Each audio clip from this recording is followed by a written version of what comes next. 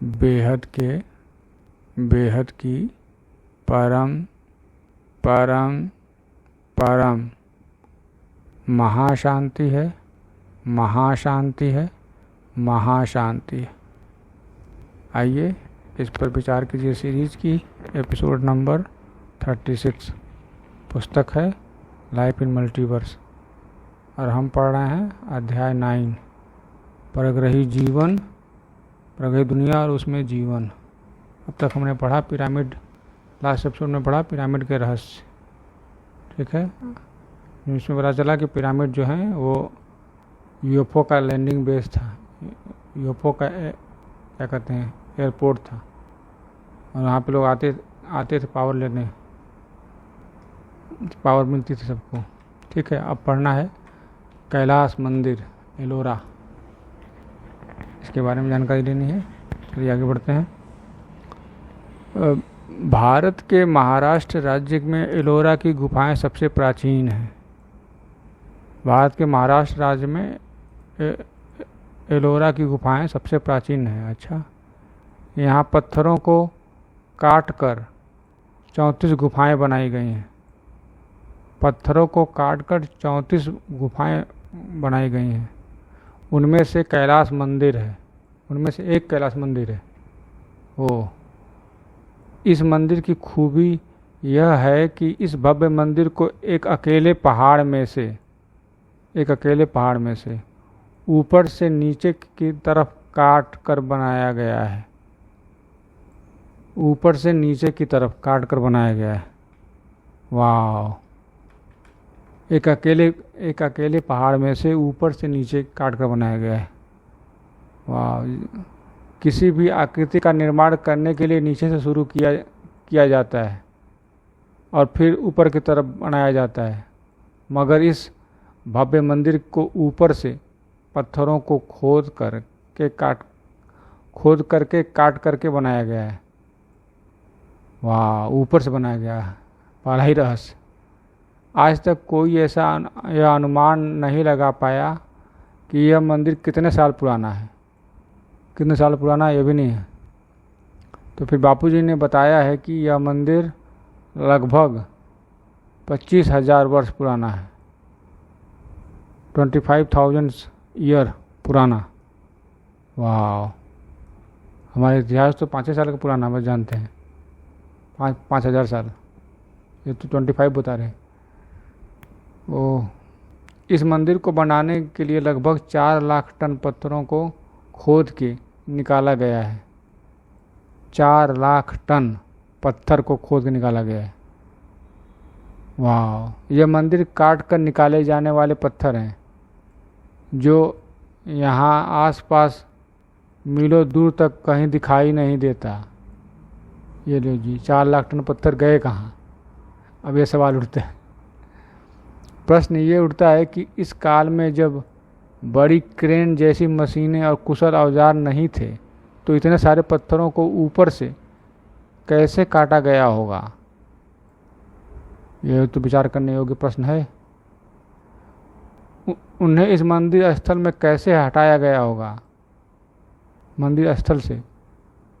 वाह, कहा जाता है कि मंदिर के नीचे एक भूमिगत शहर भी है। कहा जाता है, बंद होगा तो जानता नहीं होगा। ठीक है, 1682 के तत्कालीन शासक औरंगजेब ने 1000 सैनिकों को इस मंदिर को पूरी तरह से नष्ट करने का काम सौंपा था। यह 1000 सैनिक लगातार 3 साल तक मंदिर के तोड़ने का काम करते रहे। इसके बावजूद वह पूरी तरह से इस मंदिर को नुकसान नहीं पहुंचा पाए। 1000 जो सैनिक थे लगातार 3 साल तक मंदिर तोड़ने में काम में लगे रहे। यार, औरंगजेब को मंदिर से समस्या हो ही गई थी, फिर भी औरंगजेब नाम का सड़क रहती है। सड़क बताओ, जब औरंगजेब को यह समझ आया कि इस मंदिर को नष्ट करना मुमकिन नहीं तो उसने हार मानकर मंदिर को नष्ट करने का काम रोक दिया। यहाँ एक सवाल उठता है कि अगर इस मंदिर को तोड़ना भी इतना मुश्किल था तो इस भव्य विशाल मंदिर के काम को इंसान ने कैसे अंजाम दिया। इस पर विचार करना योग्य है। इस पर विचार कीजिए कि ये इतना मुश्किल तोड़ना है तो इसको बनाना कितना मुश्किल होगा, क्योंकि टूटना तो आसान, बहुत सबसे आसान होता है, बनाना मुश्किल होता है। ठीक, आगे बढ़ते हैं। आज के समय में भी मौजूद आधुनिक विज्ञान का उपयोग करके ऐसा मंदिर बनाना मुमकिन नहीं है। बिल्कुल ऊपर से नीचे तक आए तो कोई बना ही नहीं, सब नीचे से ऊपर तक बनाए हैं, आधुनिक से आधुनिक। तो यह बात निश्चित है कि जिन्होंने यह मंदिर बनाया वह हमारी आज की सभ्यता से कई गुना विकसित थे। बिल्कुल कह सकते हैं, इसमें कोई शक ही नहीं है। वाह।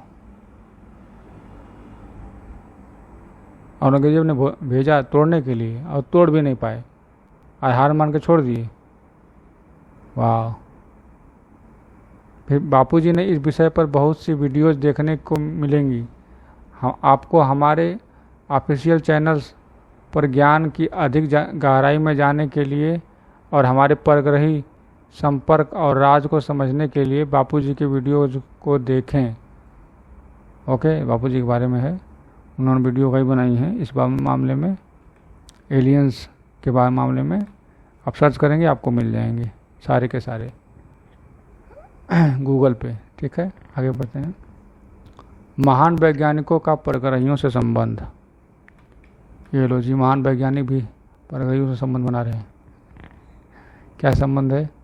बापूजी ने धरती पर जन्म लेने वाले महान वैज्ञानिक जैसे Ramanujan, Einstein, Tesla, Stephen Hawking आदि का परग्रहियों वासियों से संबंध था।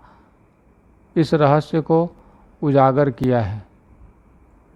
इनके पास परग्रही वाले थे, रामानुजन के पास, आइंस्टीन के पास, टेस्ला के पास, यहाँ तक कि स्टीफन हॉकिंस के पास। अच्छा, ये सभी वैज्ञानिक कोई और नहीं बल्कि दूर दूर से आने वाली एलियंस आत्माएं ही थे। ओह, ये एलियन थे। विचार कीजिए, सभी अलग अलग श्रेणी की आत्मा थे और ये सब अलग अलग जगहों से हमारी धरती पर आए थे। अच्छा, कोई दूर के ग्रह से, कोई दूर की गैलेक्सी से, तो कोई दूसरे यूनिवर्स से आई थी।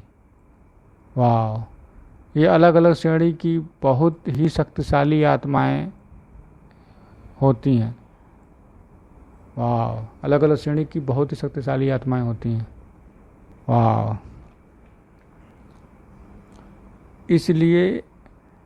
इसलिए इनकी आत्मा में उन्नत उच्च तकनीकी का ज्ञान होता है। वाह। कई बार धरती पर इनके आने का मकसद कुछ अच्छा करने का होता है। ओके, बिल्कुल। इसलिए यहाँ आकर यह सब अलग अलग तरह के अनुसंधान और आविष्कार करते हैं। अच्छा करने के लिए आए हैं तो तरह तरह से अनुसंधान करेंगे, आविष्कार करेंगे। वाह, सही बात है। ठीक, आगे बढ़ते हैं।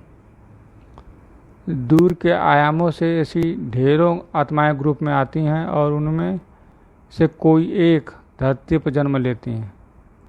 अच्छा, दूसरे आयामों से दूर से कोई ढेरों आत्माएं आती हैं और उनमें से कोई एक जन्म लेता है, सभी नहीं लेते हैं। धरती पर जन्म लेने पर यहाँ के वायुमंडल के प्रभाव में आ जाने के कारण वे अपना सारा ज्ञान भूलकर सामान्य मनुष्य बन जाते हैं। ये तो दिक्कत है। इसलिए यहाँ पर इसे खोज और आविष्कार करने में बहुत मेहनत लगती है। ओके, ठीक है। लेकिन इस ब्रह्मांड के उच्च आयामों में मौजूद इनके ग्रुप की आत्माएं इनके मन पर रेज मार कर, इन्हें इंस्पिरेशन देकर सारा ज्ञान वापस इन्हें याद दिलाती हैं और इनके कार्य में सहयोग करती हैं। अच्छा, इनके ग्रुप के जो ऊपर की आत्माएं हैं इन पे रेज मारती हैं, रेज मार के इंस्पिरेशन देती हैं, इंस्पिरेशन, ये करो, ऐसे करो, ऐसे करो, ऐसे करो, और इस तरह से उनको वापस याद दिलाती हैं और उनको सहयोग करती हैं। अच्छा, इसलिए ऐसे वैज्ञानिकों का जीवन काफ़ी मनन चिंतन और अकेलेपन में गुजरता है। बिल्कुल, ये अक्सर एकांत में रहते हैं और क्योंकि ये ऊपर की दुनिया में खोए हुए रहते हैं। ओके, सही बात है, एकांत में रहेंगे तभी तो जान पाएंगे, पकड़ पाएंगे। ठीक है, कई बार इनके ग्रुप की आत्माएं इनकी बुद्धि में सीधे इक्वेशन ही डाल देती हैं या फिर सपनों के माध्यम से इन्हें ज़रूरी ज्ञान देती हैं। अच्छा, कई बार ग्रुप की आत्माएं इनकी बुद्धि में सीधे इक्वेशन ही डाल देती हैं, पहले इक्वेशन, बाद में या उनके सपनों के माध्यम से ज़रूरी ज्ञान देती हैं। वाह, जैसे भारत के महान गणितज्ञ रामानुजन के स्वप्न में उनकी कुलदेवी आकर उनको ऐसे इक्वेशन का ज्ञान देती थी जिनका आज भी पूरी तरह से मतलब नहीं समझा जा सका है। ऐसे ज्ञान देती थी कि इसका मतलब आज तो समझा ही नहीं जा सका। ठीक है, स्टीफन हॉकिंस का तो पूरा शरीर ही लकवाग्रस्त था, वो शरीर को हिला तक नहीं सकता था। आमतौर पर ऐसे लोग केवल 2-3 साल तक ही जीवित रह सकते हैं, लेकिन उसका दिमाग अच्छी तरह काम करता रहा। कैसे, इस पर विचार कीजिए। कैसे? उसके साथ रहने वाली सूक्ष्म जगत की परग्रही आत्माओं के कारण ही यह संभव हो सका। लेकिन स्टीफन हॉकिंस अपने संकल्पों और विचारों के माध्यम से ही जीवन भर अनुसंधान और आविष्कार करता रहा। अपने संकल्प और विचारों के माध्यम से लौकिक में भी बड़ी बड़ी कंपनियों ने ऐसे साधन बनाकर उपलब्ध करवा दिए कि उसे केवल हल्का सा सोचना पड़ता था और कंप्यूटर अपने आप इसकी तरफ से लोगों से बात करता था। हल्का सोचना पड़ता था और कंप्यूटर अपने आप उनके लोगों से बात करता था। वाह, यह सब केवल सूक्ष्म जगत की परग्रही आत्माओं की सहायता से ही संभव हो सका। बिल्कुल, सूक्ष्म जगत की परग्रही आत्माओं की सहायता से ही संभव हो रहा है कि बस विचार किया, हल्का सा विचार किया और सोचा और कंप्यूटर जान गया कि क्या हो रहा है, क्या कहना चाहते हैं। वाह, क्या टेक्नोलॉजी है। वहीं सब ऐसे वैज्ञानिकों की ऐसी आविष्कार और अनुसंधान में सहायता करने के लिए करते हैं। ऐसे ही सब सारे परग्रही जो हैं लोगों की सहायता के, मतलब इन वैज्ञानिकों की सहायता के लिए करते रहते हैं। जैसे रामानुजन को सपने में आकर उनका कुलदेवी ज्ञान देती थी और स्टीफन हॉकिंस को उनका लकवाग्रस्त शरीर को तो जो 2-3 साल तक ही जीवित रह सकते थे उनको इतने साल तक जीवित रखा और उनसे वो आविष्कार करवाते रहे। वाह, पर ग्रहों के पास इतना ताकत होती है। ठीक है, अब अगला है ऊपर के आयामों के नियम। इसको हम अगले एपिसोड में देखेंगे। तब तक के लिए बेहद की परम परम परम महाशांति है, महाशांति है, महाशांति है।